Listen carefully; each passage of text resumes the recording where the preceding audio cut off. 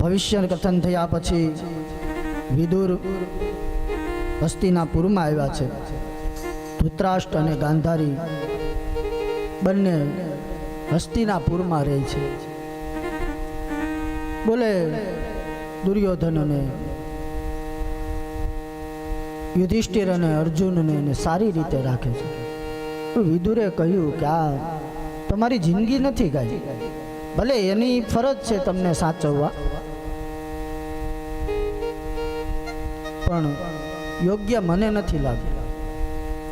વિદુર અને ગાંધારી, વિદુરના કહેવાથી ધૃતરાષ્ટ્ર અને ગાંધારી હિમાલય તરફ ગયા, પોતાના દેહનો ત્યાગ કર્યો હિમાલયમાં.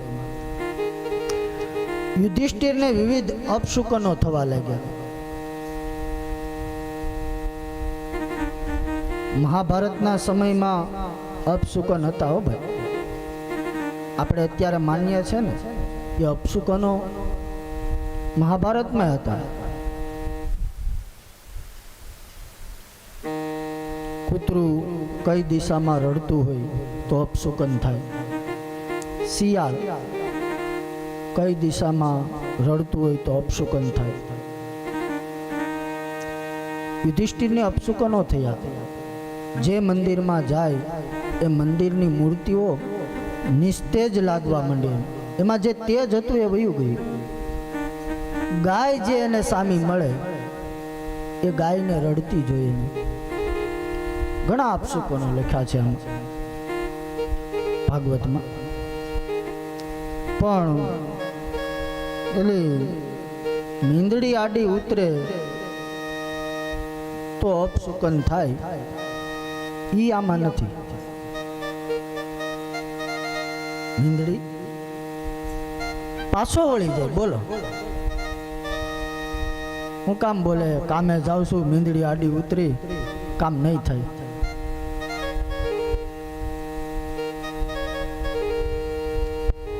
મીંદડી કોક દીક વિચારતી છે ને કે આડો ઉતરો, હવે મને કાંઈ મળશે નહીં, આજ હું વહી જાઉં પાછી. તો વિવિધ અપશુકનો થયા પછી રાજા પરીક્ષિતને ગાદી સોંપી અને પાંડવો પણ હિમાલય તરફ ગયા. આ બાજુ પરીક્ષિત મહારાજ પોતાના રાજ્યની વ્યવસ્થા જોવા માટે નીકળ્યા. રાજ્યની વ્યવસ્થા જોઈ એ વિચરતા હતા. એ સમયે એક પુરુષ એક બળદને મારી રહ્યો હતો. બળદના 3 પગ એને કાપી નાખ્યા હતા. એક પગે બળદ ઊભો છે. બોલે પુરુષ કોણ હતો? બોલે કલિયુગ. અને પેલો બળદ? બોલે ધર્મ.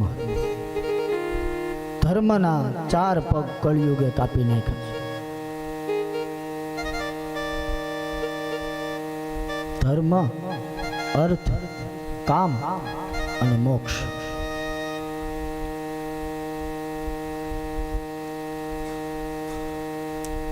એ કલિયુગને શિક્ષા કરવામાં આવી. રાજા પરીક્ષિત જ્યારે પાછો આવ્યો ત્યારે પોતાના રાજ્યની વ્યવસ્થા જોઈ, ખજાનો જોયો. ખજાનામાં જઈ અને જુએ છે તો એક બંધ કબાટ હતો. એ કબાટમાં બોર્ડ મારેલું હતું કે આમાં જે વસ્તુ રાખેલી છે એનો ઉપયોગ કોઈએ કરવો નહીં. માણસને કોઈ ના પાડે નહીં, પેલા કરે. તો પરીક્ષિતે કબાટ ખોલ્યો, એમાંથી સુંદર મુંગટ નીકળ્યો. એ મુંગટને ધારણ કર્યો. ધારણ કર્યા પછી રાજા પરીક્ષિતને વિચાર આવ્યો કે મારે મૃગ્યા કરવા જવું જોઈએ. જંગલમાં હરણનો શિકાર કરવા માટે નીકળ્યો. એક ઋષિના આશ્રમમાં ગયો.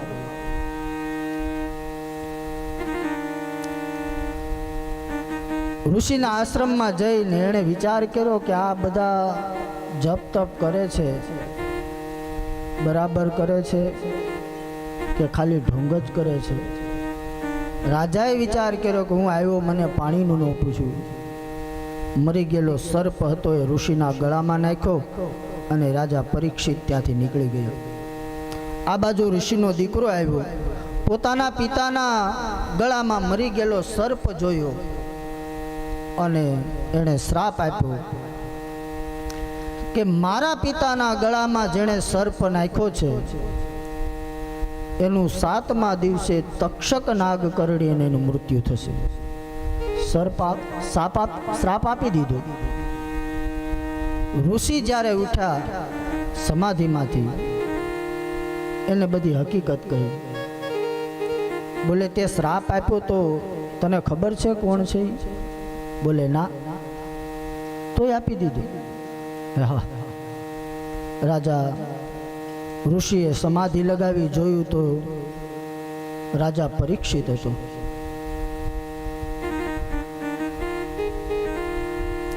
હવે ઋષિએ કહ્યું કે શ્રાપ તો થઈ ચૂક્યો છે, પણ તમે એને 7 દિવસ આપ્યા છે. કામ કરો, એને સમાચાર તો આપો કે 7મે દિવસે તમારું મૃત્યુ છે. શિષ્યોને મોકલા. આ બાજુ રાજા પરીક્ષિત જ્યારે રાજ્યની અંદર આવ્યો, મુગટ જેવો ઉતાર્યો એટલે પોતાના વિચારો બદલાણા. વિચાર કર્યો કે મારા પૂર્વજો ઋષિઓની સેવા કરતા, દાદા પરદાદા, અને મેં બોલે આવું કૃત્ય કર્યું. એ સમયે શિષ્યો ત્યાં આવ્યા. રાજા પરીક્ષિતને કહ્યું, રાજા પરીક્ષિત, આવી રીતના તમને શ્રાપ થઈ ચૂક્યો છે, 7મે દિવસે તમારું મૃત્યુ છે. રાજા પરીક્ષિત શિષ્યના ચરણમાં પડી ગયું. કહ્યું કે તમે મને 7 દિવસ આપ્યા, 7 દિવસ છે મારી પાસે, તો હવે એ કહો કે મને એ 7 દિવસમાં ભગવાન મળે કેવી રીતના? રાજા પરીક્ષિતે પોતાનું રાજ્ય છોડી અને ગંગાના તટ ઉપર નીકળી પડ્યું. જે ઋષિઓ મળે દરેક ઋષિ એને પ્રાર્થના કરે, મને બતાવો મારા 7મા દિવસે મૃત્યુ છે, મારે શું કરવું જોઈએ? એવા કોઈ ગુરુ મને બતાવો.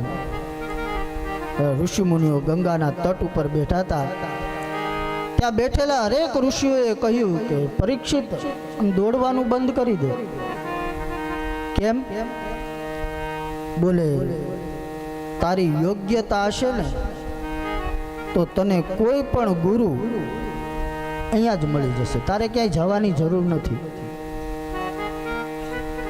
રાજા પરીક્ષિત ગંગાના તટ ઉપર બેઠા છે.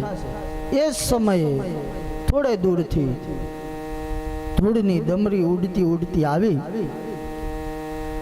ગંગાના તટ ઉપર આવેલા ઋષિઓ જ્યાં બેઠા હતા એ ઋષિની નજીક આવ્યા.